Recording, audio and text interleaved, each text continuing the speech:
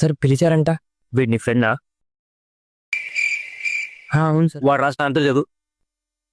ప్రకాశం barrage ఎక్కడ కట్టారు? ప్రకాశం barrage కృష్ణానది మీద కట్టారు.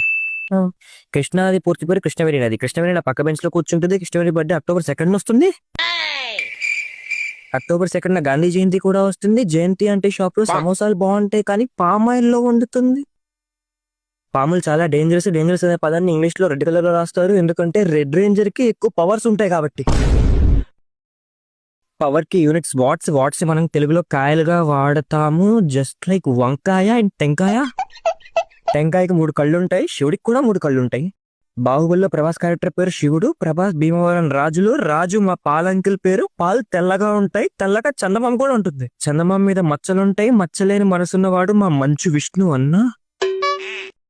మంచి ఫ్యామిలీలో గొడవలు జరుగుతున్నాయి. గొడవలు ఇండియా పాకిస్తాన్ బార్డర్ లో కూడా జరుగుతున్నాయి. బార్డర్ కొట్టకుండా ఆన్సర్ రాస్తే టీచర్ మార్క్ లేదు. మార్కులు కావాలంటే పేపర్ నింపాలని మా ఫ్రెండ్ ఫర్హాన్ చెప్పాడు. అయిపోయింది నాకు కథం. ఫర్హాన్ వాళ్ళది విజయవాడ. విజయవాడలో కృష్ణానది ఉంది. కృష్ణానది మీద ప్రకాశం బ్యారేజ్ ఉంది. ఇలా రాయమని వీడికి చెప్పావా? ఆ పేపర్ కరెక్షన్ చేసి కామన్ ఇప్పుడు